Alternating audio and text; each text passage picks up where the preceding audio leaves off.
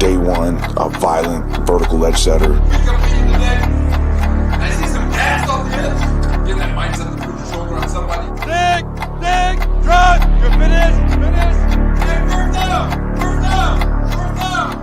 He's a good kid. Worse than that side.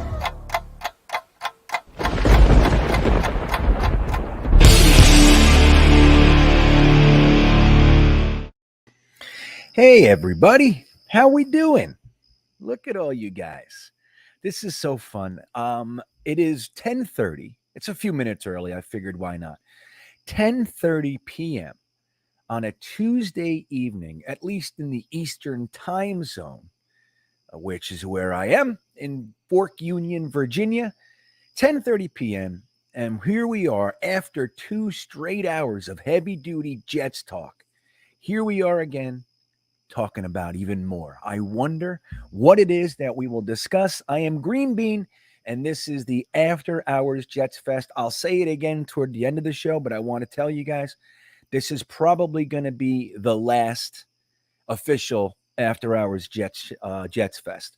Now, maybe we do some here and there sporadically, but as far as it being a weekly thing, I'm fairly certain that this will be the last one. It's becoming too difficult to do.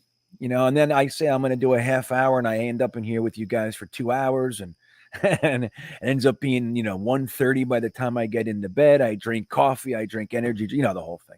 So we are just going to talk tonight. We'll see where it goes. I still have to edit my show for tomorrow.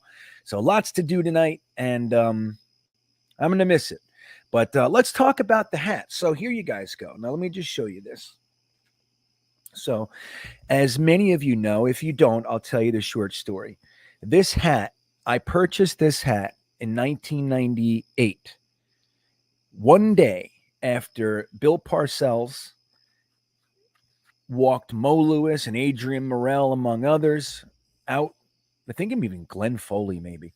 I walked them out on stage and showed them the brand new yet classic New York Jets uniforms with the white helmets again. Remember, we had the 80s, 90s logo with the Parcells' first year here, and then he changed it to the old logo, but a little bit updated. I loved it. I went right to the Willowbrook Mall in Wayne, New Jersey. The next day after, I went to work, and then I drove directly to the mall. I went to, I think it was Lids. Remember Lids? I went to Lids. And I purchased this hat, 1998. Up until today, it has maintained its integrity. Everything about it is still perfect. Like this is like a fabric. It's all stitching and it's beautiful. I keep it clean. We wash it. I've literally taken like bleach pens and taken such good care of this hat over the years. This morning, I went to drop my son off at high school and my wife to work, because another sad thing is I got rid of my truck this week. Somebody came down from Michigan and picked it up. So right now, for one more day, we're a one-car family. So I had to drop my son off and I had to drop my wife off. And this hat was on my kitchen table. And I had my new puppy. I have my other dog. And I had a dog from Baltimore, with no exaggeration, this 1-year-old little pain in the ass who barks at me constantly. She was here for a week. And I've seen her climb, like try to grab something off the table before, like food or something like that. Like my dogs don't do that. And when I came back, this hat was on my kitchen table when I left. When I came back, this was on the floor like this. Look at this. Look at it. It's destroyed. See that? It's totally destroyed. Now, interestingly, though, it actually doesn't look as bad as I thought it might. Like I'm actually like, you know what? I can sport this. The only problem, guys, is that it's pointy, like it hurts. You know what I mean? This is like a hard plastic in here. That's what keeps the bill nice and good. This is a good hat, man. Who made it? I think it's just NFL. I don't even know who makes it. It's not like New Era. Oh no, there, the Reebok. It's a Reebok hat back in the day. So anyway, I'm sad. So, and I appreciate you guys consoling me. Some people on Twitter just said, hey, no matter how you slice it, it's not the dog's fault, it's yours. And I do agree with that, except for the fact that this dog is from friggin' Baltimore, and we happen to be playing Baltimore, and that's not lost on me, man. That doesn't just slip by me. I'm like, yeah. You think that's just happenstance? A Baltimorean dog stays at my house. I got my New York Jets hat, our week 1 opponent, and all of a sudden it gets chewed? Come on. What do you guys think? I don't know. Anyway, thank you. Iowa Jets here. My old buddy Tin Star is here. I just love seeing you, man. I don't know if you've seen him yet, Tin Star, but Night Stalker, he used to be Herminator back in the day on the greenhouse. He's been bouncing around a little bit. Obviously, you see Matt all the time, right? But yeah, we were an old crew, man, years ago. We were like back in the 90s online talking about Jets. So when I tell those stories about like me back in the day online, like Chad Pennington versus Vinny Testaverde conversations, Tin Star, Matthias Simon, Night Stalker, those guys were with us. They were the guys I was talking to. So who's this? Ella Rafster. Yeah, I always get that wrong. I'm sorry. How is Ty John? I know we're going to talk about that. I promise. Jay-Z Jetsfan is here. Look at you guys. Braden's back. What's up, Braden? I was happy to see you back in the Discord. Your presence has been missed. I see you every now and then, but it was nice to see you there today. Braden is a beanbagger, and we chat on the Discord. If you guys want to get in on that, we actually tomorrow we're watching our Classic Jets game tomorrow.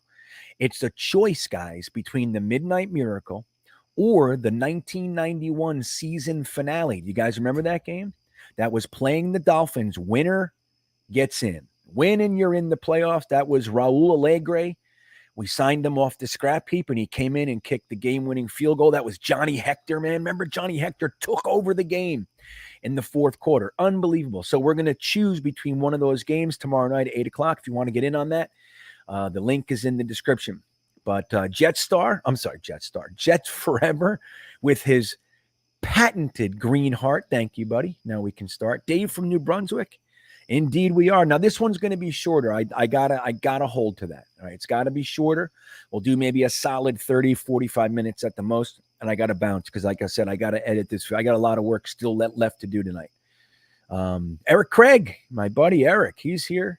Kyle's here. Right on. Curly Norman, GB515. What's up, buddy? Skills, baby. Jets King. There's another beanbagger. Mikey Mouse. Jets King's been talking with me today. We've been chatting.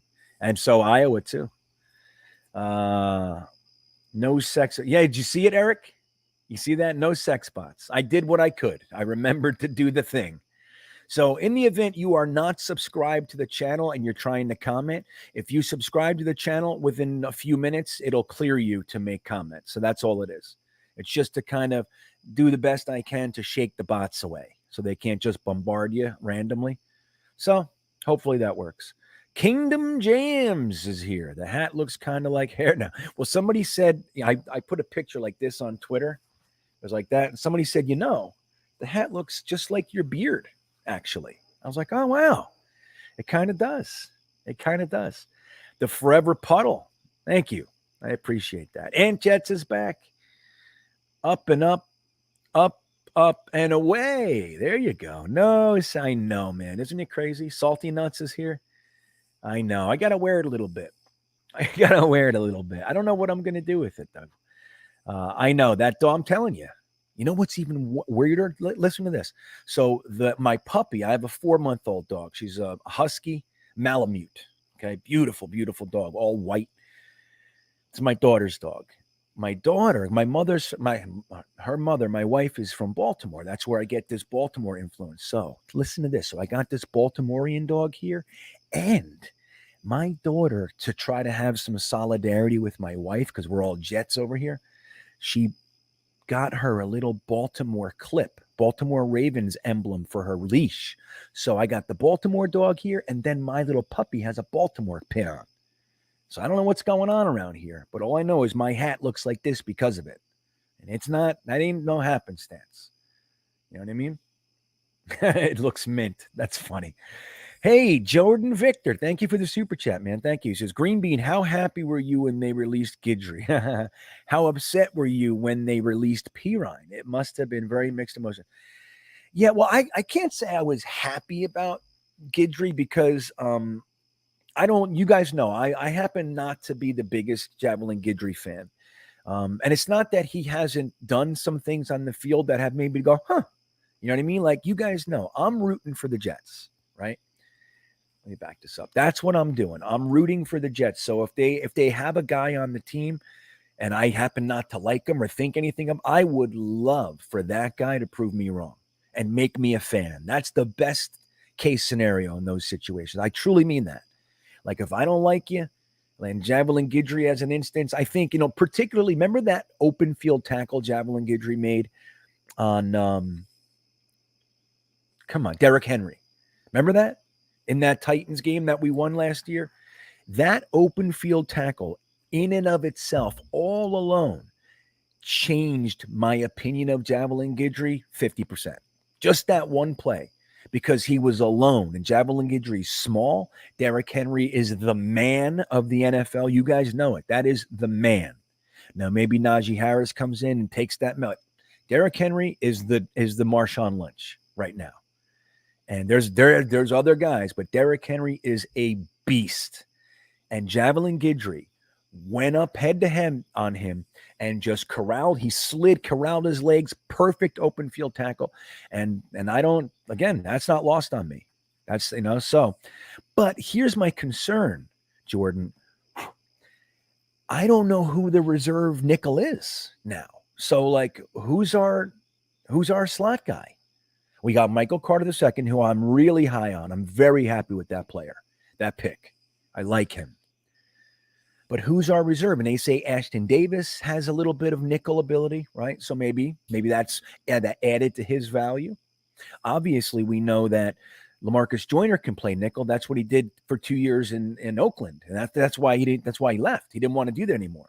But he could do it. He wasn't as good at nickel as he was at safety. So we don't know what LaMarcus Joyner looks like. But now we have a couple guys that can do it. But I don't like that we don't have a guy. Now, that said, if we can upgrade over Guidry, like, we're just like, hey, Guidry needs to go, and we're going to bring a guy in off the cut list that we like, fantastic. But it makes me nervous. Now, Pirine, can I be real honest with you guys? And I'm going to tell you this. I got to admit, I'm tired of defending him. You know what I mean? Like, that's just the thing. Like, whatever it is, Jets fans at large are all saying the exact same storyline about Javelin. About LaMichael Pirine. It's the same arguments. And I believe that most Jets fans haven't really taken the time to dig into him like I have. And I believe that it's just basing it off of end results, box scores, which, and if that's the case, then you have a point. He has no career. He has very little career to speak of. But I happen to believe that he hasn't had a career because he's not getting the opportunities. Now, there's the argument, why isn't he getting the opportunities? Well, I don't know. Why did they start Austin Walter over him all year last year, and then they cut Austin Walter before training camp? Why did they do that? Like, it doesn't make sense to me. Now, clearly, I don't have all the information, so I don't know. But look, every time we've brought Pirine in to do anything, he's done well, including the second preseason game. He had like 70-something yards on 10 carries, some shit, whatever it was. And it's like, okay, I don't know. I don't know what he's got to do. So my point is, if they're not going to use him, I'm tired of having that discussion, Jordan. So it's for me, it's like peace. Same thing with Jabari Zuniga. Like, hey man, if they can't do it, if they can't make it in this regime, and the guys just don't want him, then move on. I'd rather replace them with the Bam Knight and everybody be on the same page, at least for now, and go, great. We all think Bam Knight's a nice acquisition. We like what he did in the preseason. He's exciting. He's got special teams capability. So I'd like to just move on together. We can shake hands and go arm in arm into the Bam Knight future. You know what I mean? That's fine. But I am upset. I'm upset by, Pirine, Yeboah. Wesco, not as much, but I did have high hopes for Wesco. He's another one I think that they're just misusing. It's just, now, again, I don't have all the facts, but I just feel like he's better than he looks. But another one is, I don't understand the Nathan Shepard love, those kinds of things. But I think the ones I'm most upset, for lack of a better term, are Pirine, Yaboa, and maybe Zuniga a little bit. I like Hamza Nasruddin too. I don't like that cut. But again, like when you look at the regime guys, there's a lot of questions about their personnel decisions as far as the coaching staff. Like, look, last year, Hamza Nasruddin was a safety in college. He was a very good safety in college. Last year, we had no safeties. Now, they wanted him to switch over to linebacker, so they're working on that with him. But in a pinch, we have a safety on the roster that they will not use at safety. Why? Why are we bringing in guys like Redwine off the street to start for us next week when there's a guy on our roster who happened to play safety for 3 years in college? So I don't have the facts, but it just looks odd to me.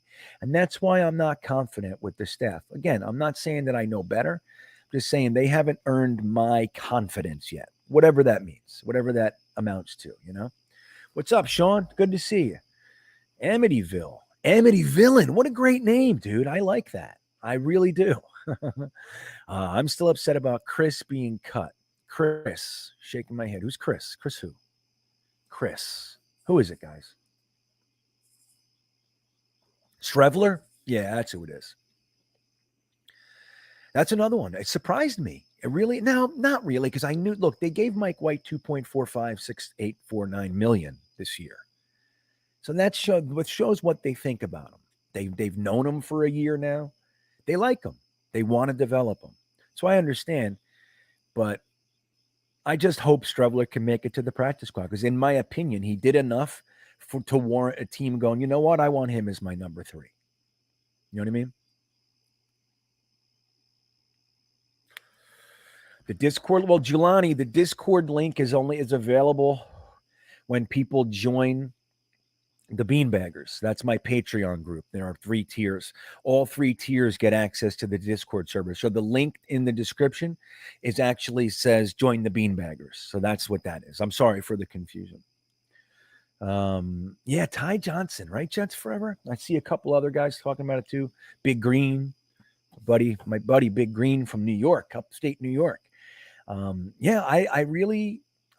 one really surprised me. And again, I was a fan of Pirine being back 3. And if there's 4, even back 4, I'm a fan of that. I think that's the proper move. But if not, I thought it was going to be Tevin Coleman. Because all right, if they can't bypass their feelings on Tevin Coleman, I might not agree with, but I get it. And Tevin Coleman's still effective, and you can trust him with protection. You can trust him to give you what he can give you. Maybe not at the same level that he used to, or for the whole season, but you can pretty much know what you're getting, and it's always going to be good with him. Ty Johnson, while he has way more upside at this point than maybe a Tevin Coleman, I hate the inconsistency. I can't stand players like that. I know this sounds odd to some people, and I've had this argument before, but it's really how I feel. If you have a player that has elite potential, and they show that every now and then, but when they're not elite, they're fucking terrible. They're fumbling. It's like polar opposites. I would rather have a guy who's good and consistent than elite and terrible. That's me. Now, I know people who have said absolutely not. If you can get that elite production, then you weather the bad stuff for them. I get it. I don't agree. I would much rather have consistency and know what we're doing and win that way. Win with consistency. Win with, with health. Win with, 4 yards a carry, dude. I have no problem winning with 4 yards a carry all year. Just all year. 4 yards a carry. 5 yards of reception. I don't care. I love it. Because guess what? If you get 4 yards a carry, you win. That's all you really need in this league. Now, obviously, your defense has to play ball too. But as far as an offense, that's ball control. That's domination. If they cannot stop you from getting 4 yards a clip, actually it's 3.3, really. But let's say 4 yards a clip. First and 10, second and 6, third and 2, first down. First and 10, second and 6, third and 2, first down.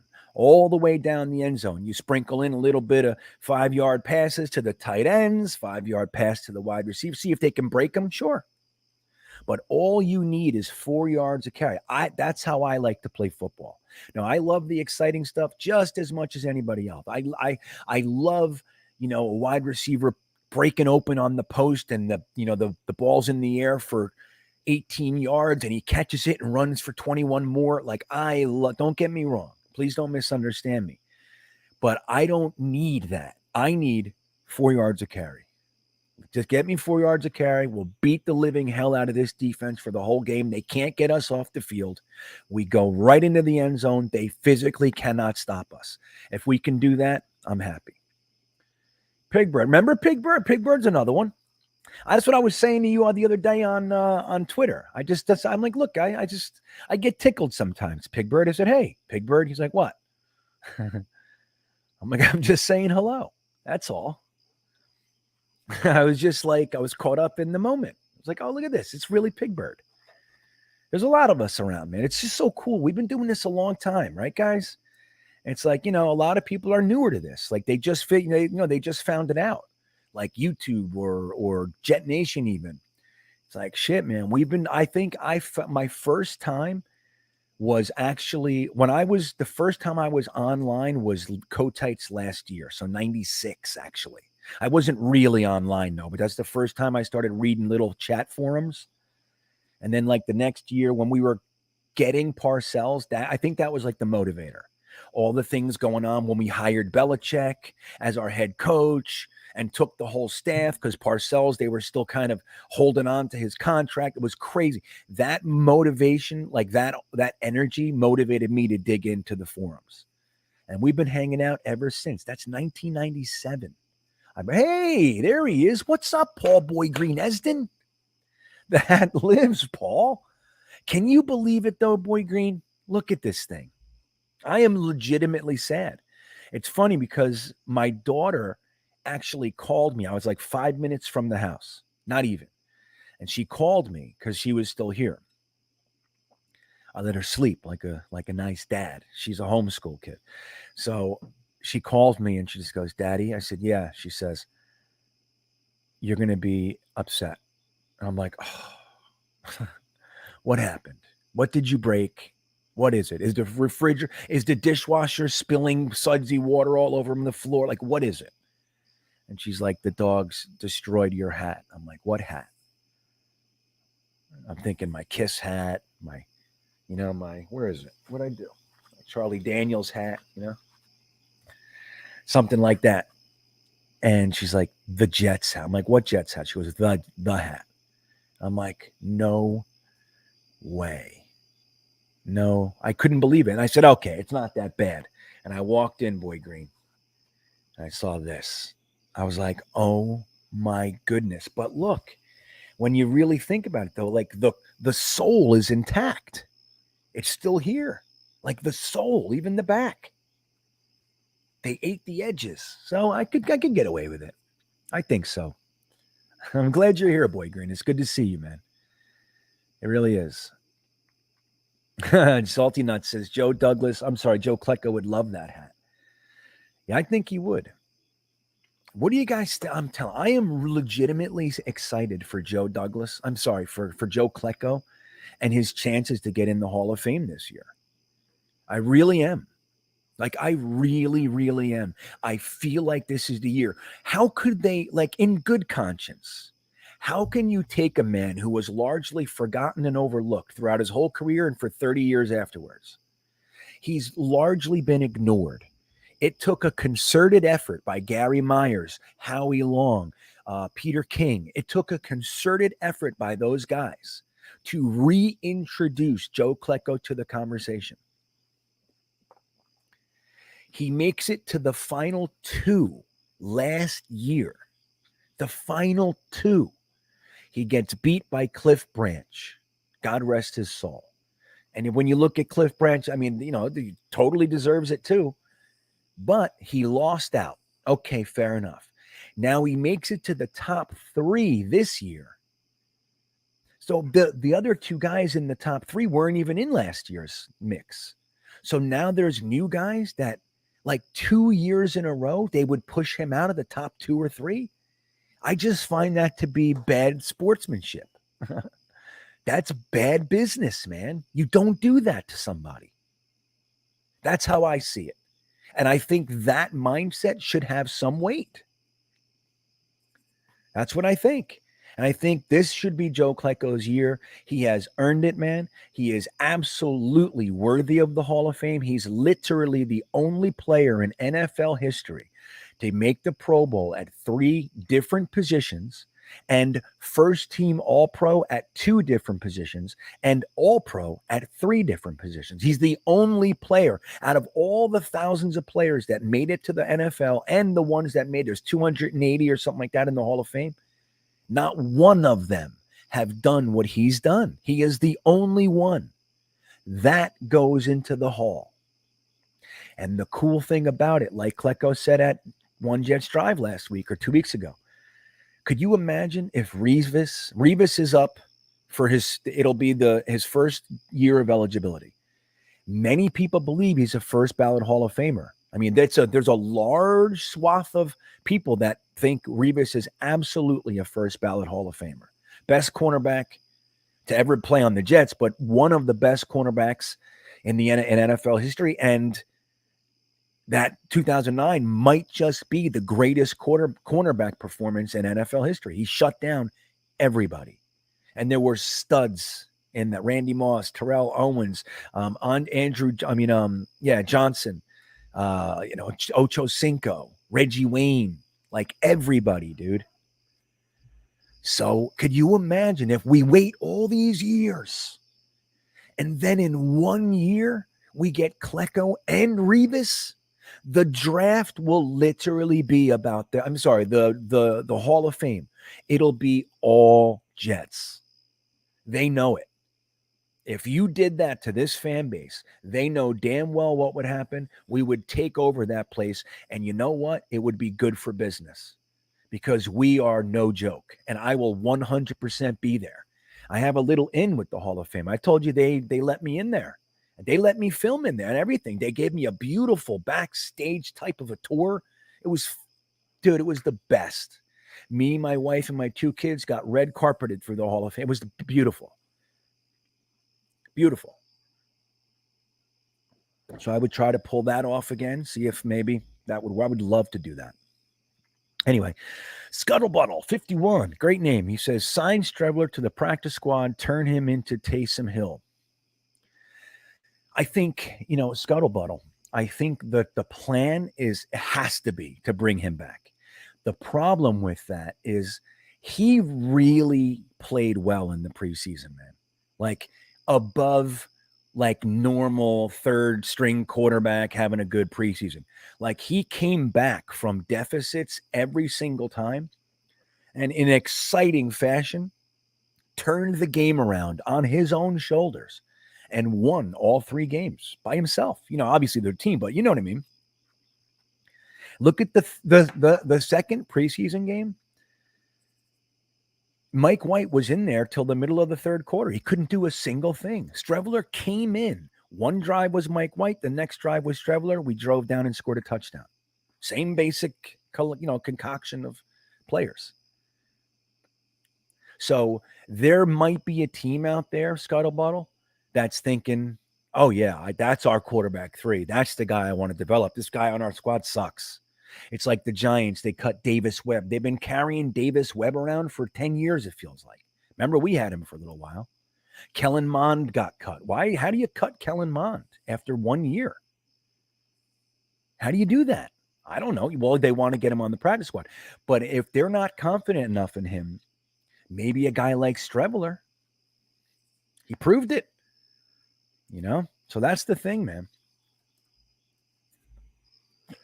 I hope we can keep him. I really do. And then hopefully they watch him all year and and they start to see it. Wow, this is consistent. It's like what Saleh said about Zach Wilson last year. He said at the end of the season, he said that crazy stuff that you see from Zach, like all the escapability and the elite movement in the pocket and outside, he said that's not fluky. That's his skill set. That's what he brings. That's him. It's not just like by the skin of his teeth he lucked out. No, that's what he does. He's exceptional. He has exceptional pocket awareness, and he can sense the pressure, which, dude, we know Mark Sanchez could not. Geno Smith could not. The guy would be coming full steam around the corner, and they're boom. Not that could never happen to Zach Wilson, but he has that innate intangible that you can't teach. And I think Streveler might have some of that too. Like they actually see like, okay, this wasn't just a fluky little preseason. This guy's outplaying Mike White and Flacco maybe all season. Like he's our guy, you know? So Braden says Adams can play slot corner too. Yeah, right. That's what I heard. So, right, you got Ashton Davis who can play a little slot. You got Tony Adams who can play a little slot. You got LaMarcus Joyner who can play slot. So maybe they're, maybe that versatility is what they're seeking. Maybe Pinnock can't. He can't even play his original position of cornerback in the NFL. So they need to let him simmer a little bit on the back part. They can't use a roster spot. And think about this. What if it's the ability for Tony Adams, Ashton Davis, and LaMarcus Joyner to be able to fill in that slot? What if it's that allowed us to keep a sixth wide receiver or a fourth running back or a fourth tight end? And that's the stuff that you have to consider. And I think a lot of fans don't always consider that. It's like we really want to keep 4 tight ends for what we want to do.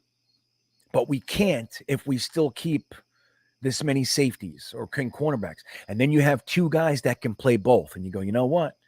Their value's up. I got to let Javelin Guidry go. He's not valuable enough to keep Cager off the team or Bam Knight off the team. You see what I'm saying? And that stuff makes sense. Paris laying it on. You guys are all stroking me emotionally and giving me comforting love. Paris says, dude, you look like a homeless guy. Oh, that's funny. That's good, man. I appreciate that. I appreciate the honesty, Paris. I do. I know White Mike too. He's like, yeah, sorry, buddy. That's toast. You're getting a little bit, the comforting phase of this is over. They're like, you got to lose it. I know everybody's telling me I should burn it. And I might. I don't know. I might keep it. Coleman was your favorite Jet, huh, Charles? That's interesting. All right, Fourth and Forever says DJ Reed has some experience. Okay, yeah, there you go. Remember DJ Reed, they thought he and Saleh, they thought he was going to be in the slot. That's what they thought he was. I'm way behind. I'm sorry, guys. I'll catch up. Let me see here. Okay, there's that. Sorry. I get talking. You know how it is, man. You know how it is. I see Dom C. What's up, Dom? Good to see you, buddy. Mo Dean's in the house. What's up, Mo? Good to see you. All right. Kevin Vafadoust. He might be my dog might be a Pats fan, but that's what I was saying. I think it's Baltimore. The dog literally, guys, the dog that was here for a week literally lives in Baltimore City. That's where it lives. And my friggin' dog that we got down here in Virginia, it's only a 4-month-old puppy. She's wearing a Baltimore key tag or, like a dog chain thing.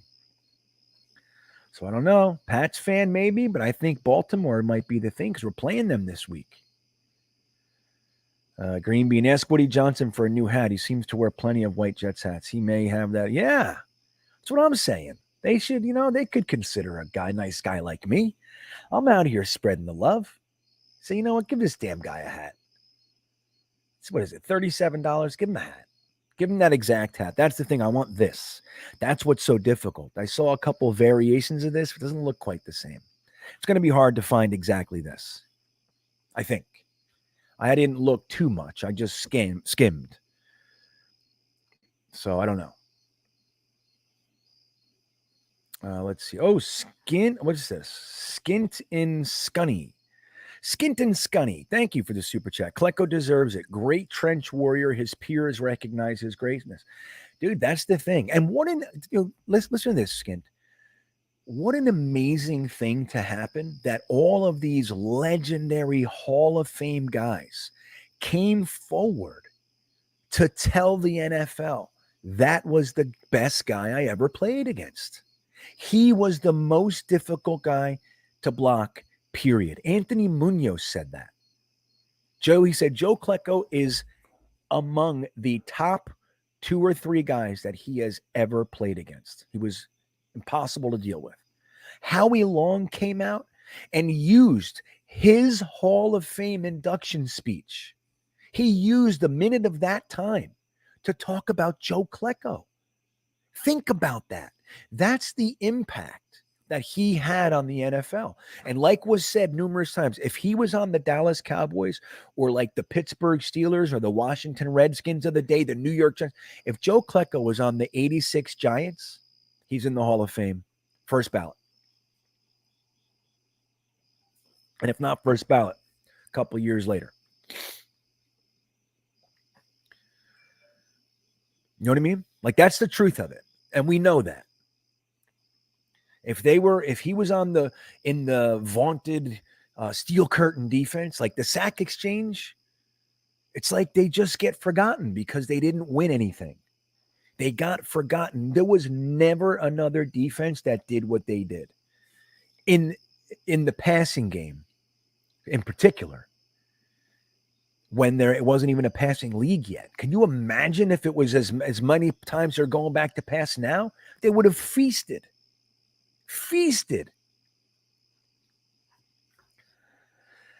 So yeah, I think it's interesting, right? And look, Ross Blacker saying, yeah, Revis is a no-brainer. I think so too.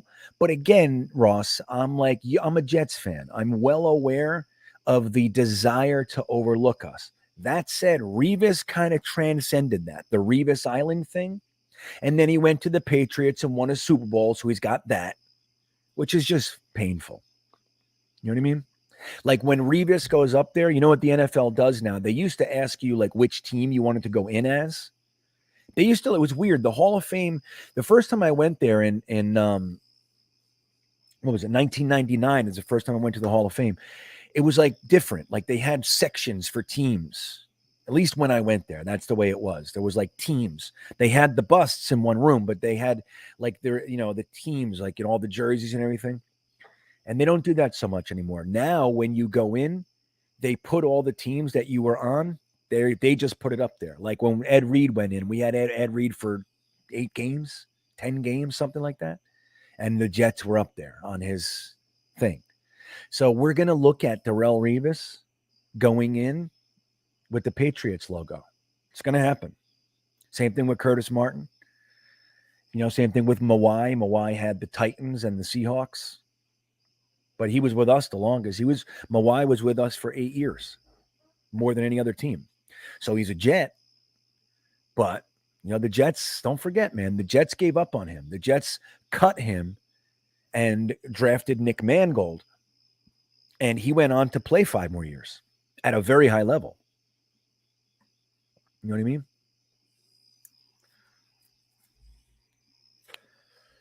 So it's going to be interesting. What's up, Roger F? Don't you worry about it, buddy. Yeah, this hat, I know. That's exactly what Hunter, that's exactly what happened. I was telling the story before. Literally, a dog ate this today. I'm sad, man. Like I told you guys know, I drove around. Here, I'll show you real quick, just so you can see it. I'll just do this for a split second so you can see. But this week, just a couple of days ago, I watched this beautiful thing. Where the hell is it? Yeah, so I watched this thing drive away. Wait, check it out. Hold on. All right, here it is. Just the beginning.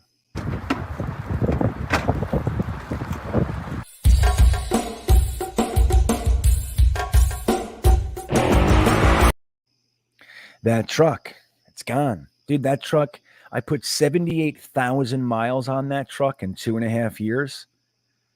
And we went to 36 states. 36 states in 2 years, 78,000 miles, and I just sold it. It's fucking heartbreaking. And the hat, to lose the hat and the truck in the same week, it's crazy. It's crazy town, guys. BG the Kid, he says, what's up, GreenBean? Today was interesting. We cut a lot of players who were a big part of the team last year and the year before. Shows how bad we were. Yeah, and I don't feel like we're much better now. I think we're significantly better. That's the thing, is like, while I liked Wesco and, and some of these other guys, the truth is, when you really look at it, if you're trying to build an elite team, is Wesco on an elite team?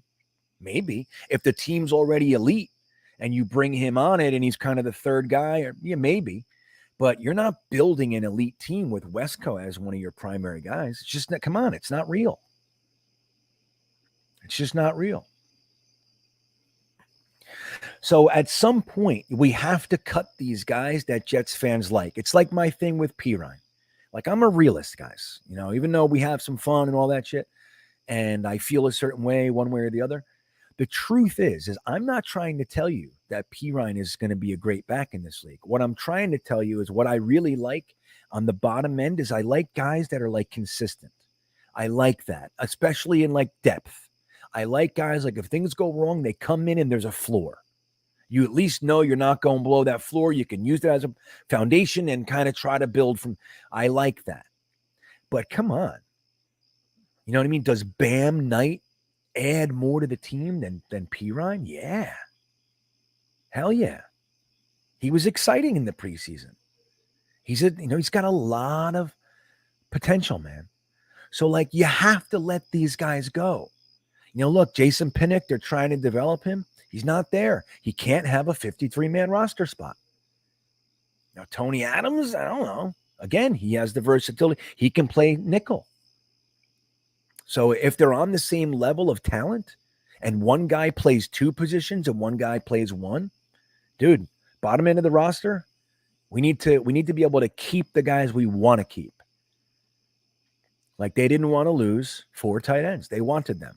Now, I'm of the thinking that they'll bring Yeboah back at least, maybe Wesco too. Maybe they bring them both back, man, for the practice squad. And then in the event Cager gets hurt, because that's been his problem, guys. If Cager's able to stay healthy, he's an exciting player. He's an exciting player. And he adds something that maybe we don't have. A little bit more speed, a little bit more, height and reach and athleticism. Like receiving tight end. We haven't really seen him asked to block too much. So we don't even know how he would do with that. He's not considered a blocker, especially coming from, dude, he looked like a lanky stick figure as a wide receiver. He was like tall and like lanky. So you don't think that a guy like that's going to turn around and be a just thunderous blocker, but who knows? Maybe he can do that too. Maybe he's just like, this is what I should have always been a tight end. And the extra muscle makes him stronger, so he's not breaking down as much. Who knows? But they're giving him the shot. But in my opinion, you got to have that insurance. If he gets hurt, you got to take Yeboah and put him up on the squad, or Wesco for that matter, depending on which guy they like better. But I think Yeboah is closer to a receiving tight end. He is a receiving tight end than Wesco is, even though I think Wesco is being misused. But that's the whole thing, man. It's like at some point you got to remember, like, the team getting rid of like guys that have been here for 3 years and they suck. And that's where like Nathan Shepard, Jeff Smith, like, get these guys out of here. You brought on all these receivers. Like, we're talking about Mims. And it's like, are we really doing that? Are we really equating Denzel Mims and Jeff Smith? Jeff Smith has just as many drops, if not more. Like, Jeff Smith doesn't even have the pedigree and the measurables so you know what I'm saying? So, but at some point you have to like make these decisions. Like, these guys aren't worth it, man. They're not worth keeping and taking a risk on somebody new. Like, this guy, we know what he is. We like him. He's decent, but he's not, he's never going to be the guy. This kid might. Let's bring him in. I know, John. Yep, the truck, the hat, and I'm selling my RV in 2 weeks too. The guy's coming down from Montana to buy it.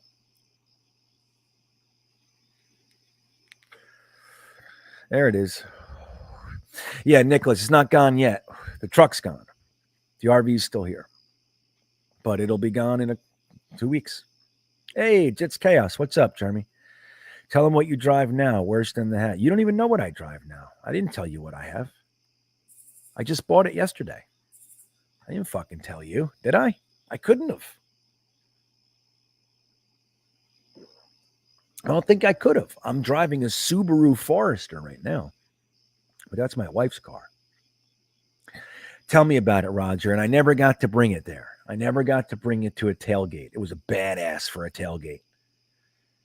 Badass. I could have put up flat screen TVs in it with a I could have done a whole bunch. But, you know.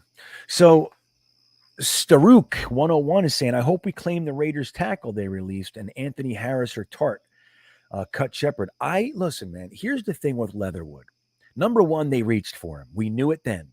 That was the whole, Gruden weirdness, right? I think it was still Gruden. Yeah, he was gone last year, right? So Gruden's weird, dude. Like, he does that stuff. Cleveland Farrell, it's like reaches. Like, why are you reaching for guys? That's the stupidest thing in the world for a draft. Like, if you have the top 5 pick, you come out of it with a top 5 player, not a guy that you like at 15, but you don't want to lose it. Like, no, grab a top 5 player. Grab an elite player. And if you can't, then trade back a little bit, even if it's for pennies on the dollar. Get the extra second, man, and slide down a few picks. You get your guy there. Like, there's a way to do this. They reached for Leatherwood. Everybody was like, ooh, that's a little early. Maybe not terrible reach, but then to cut him a year later, that's, to me, says it's more than talent. It's more than a play issue. Like, something's up. He's a disruption. That's to me, that's what I think. So I don't know. It's like when you bring on a guy like that, he's probably going to end up being a guard in the NFL, right? Not a tackle. That's what at least I'm seeing. I haven't followed him, I'll admit. But it's like when you think about that, if we were to bring him on, it's a development project, most likely. And I think for our depth, we probably want guys that are a little bit more solid. Maybe not elite, right? It's hard to find elite backups. But I think they might choose stability over that, first round pedigree baloney. Now, if they like him, say, I don't know, dude, they completely blew it with this guy. I'm claiming the hell out of him. Maybe they do. And that's why they cut Chuma and McDermott. They already know they're getting Leatherwood. Maybe that because they're 4th on the list. Now, that would be interesting. I tend to think that they won't, but I'd be very happy if they did. If the Jets like them, I'm happy. Mitt Flair nailed it. This is it. This is what I'm doing, Mitt Flair. I haven't announced it yet, but this is what I'm actually thinking. It's a good omen. The Jets hat, the Jets truck, the Green Bean truck, we're shedding the old weight from the old team. Joe Klecko's getting in the hall. Revis is getting in the hall. The Jets are going to win some games. Flacco gets his revenge game. All the stuff. It's all going to turn around. We're shaking off all the crud from the years past. This is my crud. This is my part in it. You know what I mean? So that's what I'm thinking, Mitt Flair. I think you nailed it.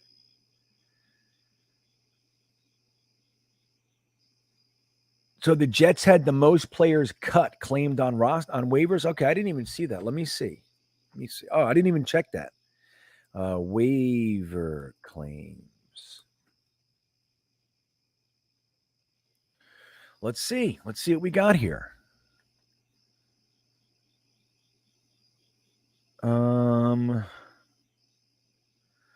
I'm not seeing anybody. Well, that was last year. Were you talking? Is that right? Does anybody have a link?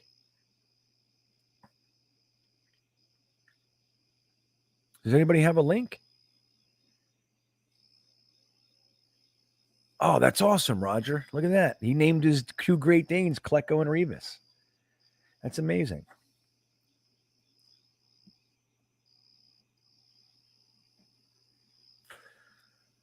See, Roger, I don't know. You got to get me a link because somebody tell me what's going on with that. Did they start doing that yet? When do waiver claims start? Hold on. I'm looking at something.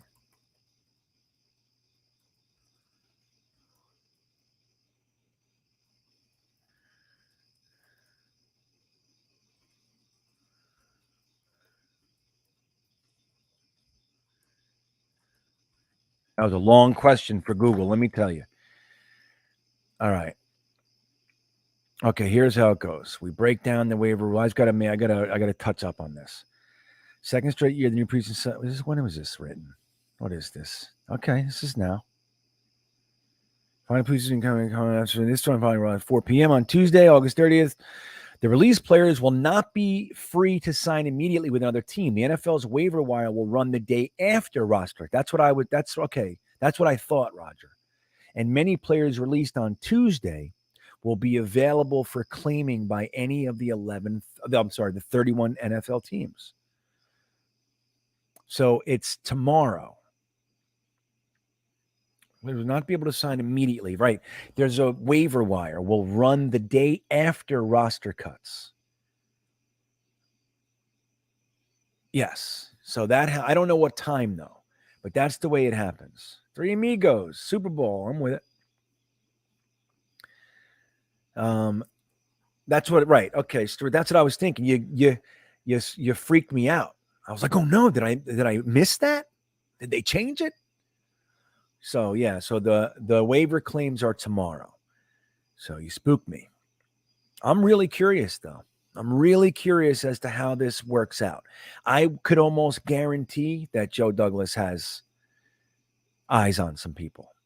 Looking at the cuts, knowing I'm fourth on the list, and just as an example, Alex Leatherwood, I'm going to claim it. I'm going to claim him. Maybe. Remember Terry Bradway? I'm sorry. Remember Mike Tannenbaum called it the mini draft? Remember that?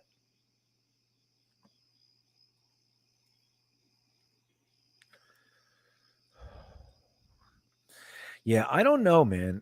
Look, I think this is a very real aspect of this, is that we do overvalue guys that we have dug into. So if we've really learned about a player and we like them, we tend to think highly of that player. We start to root for them, and then emotions come in and all that shit. And when they get cut, you think, dude, he's never going to make it through waivers. And then they do. Most of those players make it through. So what does that mean? That means that the other 31 teams, they have players that they're trying to squeak through too. Don't forget, they all cut 27 players today too.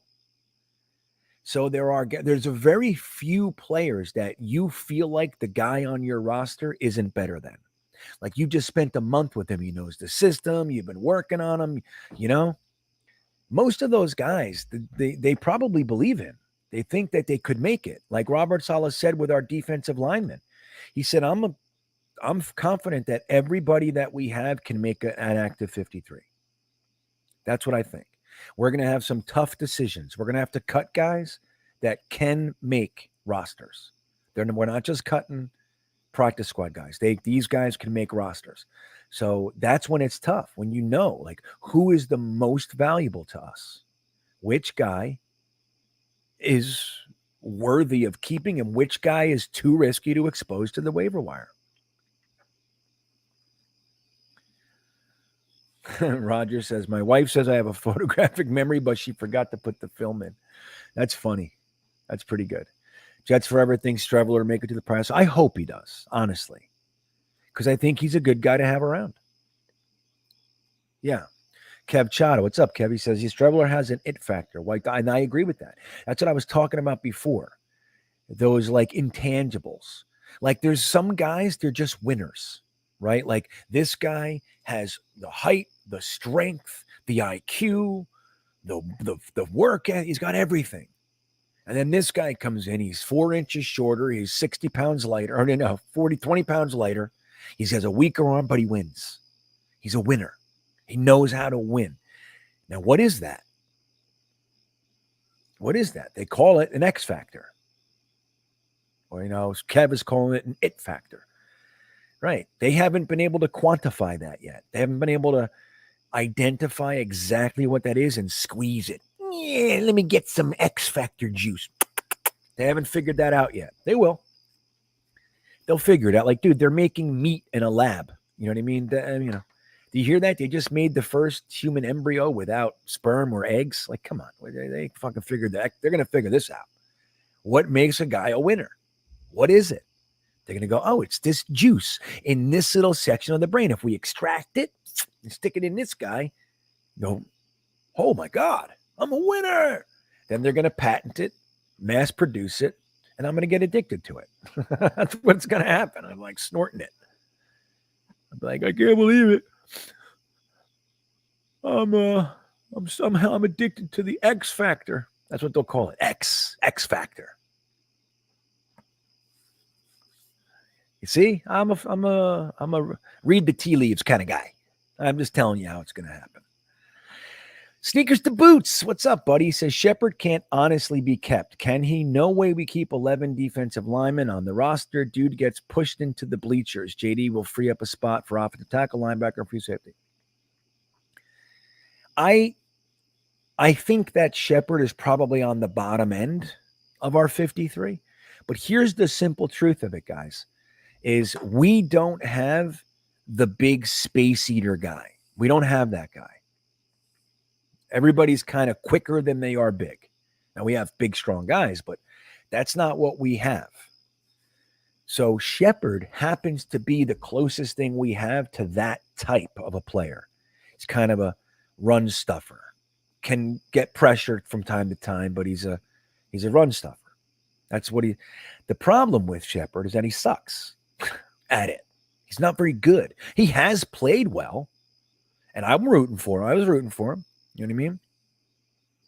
He's the pick that McCagnon couldn't pass in the third round to give Sam Darnold a weapon or protection. Couldn't do it. Nathan Shepard was too good to pass up. That's the guy. Now, the fact that he's still here is a testament to him, right? He's doing something right. His second year, he had a lot of promise. He had 5 sacks. He had a bunch of TFLs. He looked like, oh, this guy's coming out of the woodwork here. But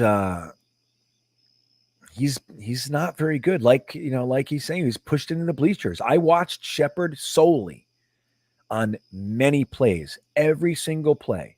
Now, some he was double teamed. I'll give him that. But even on plays where he wasn't, he was mauled, manhandled, pushed out of the way with no problem. He was unable to stuff that gap and close it up one time that I watched. Now, maybe it happened on I don't know. But I watched him quite a bit. I like to watch the defensive line. I like to watch the interior, the edge. I like that. I'm a lineman guy and linebackers. That's my thing. I like to watch them. So I don't know. Now, I think Joe Douglas has his eyes set on a tackle. That's why he cut McDermott and Adoga. I think he has his eyes set on a safety. That's why he cut Will Parks, Wild Goose, Pinnock. And I think he might have his eyes set on a linebacker as well. We cut that guy. What the hell is his name? Starts with a D, the solid guy. We cut him today. What was his name again? Let me see here. We cut Bradley Anae. That's another one that hurts a little bit. Like I think, dude, he has something that the rest of the guys on our team don't have. And that's like true speed to go with his strength. And he showed it all preseason. At least the last 2 games. He showed it. Where the hell is he? The guy not DQ Thomas, but they cut him too. He's a linebacker. Marcel Harris. They cut him. So they cut Marcel Harris. They cut Delshon Phillips. They cut Hamza Nasruddin. They cut DQ Thomas. That's 4 linebackers. I don't know. It's going to be interesting. Hey, Billy boy, what's up, buddy? Another beanbagger. Chatting with Billy Boy today. Guys, when you take a bird's eye view of the situation, other teams aren't looking for the scraps of the Jets. Not being a hater, but let's be real. Right. That's a very similar point to what I was saying. Now, there are players on here, and I think like Salah was talking about, in our defensive line, maybe, like they showed enough. You know, in years past, our defensive line rotation wasn't this deep. So guys like Tanzel Smart, you know, Bradley and they were locks. They were locks on this team. And right now, it's good enough that guys that have that potential, that upside, are being cut. Now, there are teams that could look at a Bradley and say, oh, yeah, he's bottom of our roster. No doubt. You know, so I think you'll see a few of our guys get signed, a handful. But most, while Billy Boy's right. Like, again, when you zero in, we like our players. We see them do well in the preseason. We're like, oh, man, that guy's better than the guy starting. Most of the time, that's incorrect. Most of the time. You know, and that's the thing. Like, again, don't forget, those teams have players that they brought on. They have late-round draft picks. They have undrafted free agents that they brought on, that they chose, and they've been developing for a year or two. They probably would lean to continue to develop those guys than reach into the Jets garbage bag and pull something out of the bottom. You know what I mean? You're nailing it, Billy Boy. I agree 100%. 100%. All right, listen, we're going to wrap this up. We did 1 hour. I said I was going to do a half hour. We're going to wrap this up. I want to remind you guys that this is going to be the final after hours Jets Fest, at least as a part of a weekly rotation thing.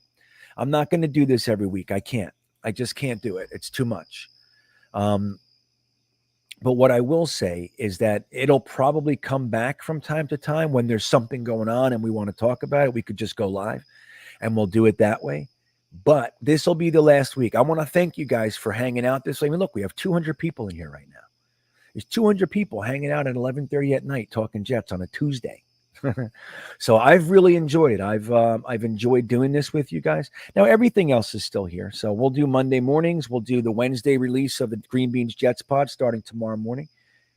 And we'll do the Thursday thick of it, right? We do all the stuff. So don't you worry. But this will be the last one. And again, thank you guys. I sincerely appreciate it. Let me just make sure there's nothing. Yeah, I love you, Dave. I love you, buddy. Look at that. How nice is that? Thanks, John. Yeah, thank you. Echeverry. You guys are great. And you'll see. There'll be all the videos and stuff like that. But I sincerely enjoyed it. I'm going to get into editing now. I'll be up till 3 a.m. doing that. Yeah, man, you guys have a great rest of the night, and I will see you. I'll see you next time.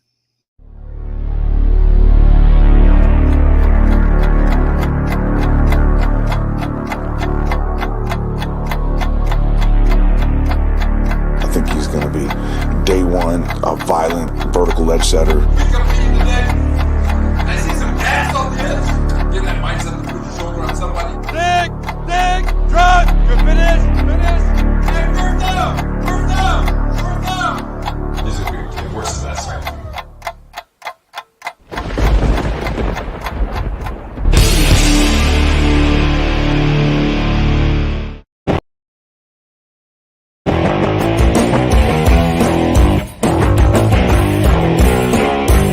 I love Jets fans. You name one other organization that deals with the shit that we deal with and is still this passionate. Sure, you got the little segments, the dog pound. But look at the Patriots fans. They just had 20 years of there are kids, there are 20, 21-year-old, 25-year-old people in this world that are Patriots fans who have never known losing. Never in their entire lifetime. They were born into this Belichick-Brady thing, and they have consistently won. They've won 6 Super Bowls. They've been to 9 or whatever it is. And then when they didn't get in there, they were the AFC Championship game or the semifinals or whatever. And what happens the year that Tom Brady leaves? Dude, you have droves of people leaving the Patriots. These are diehard Pats fans. This is what they have. Diehard Pats fans going to be Tampa Bay Buccaneers fans. Why? Because I'm a fucking fan of Tom Brady. Bullshit. What is that?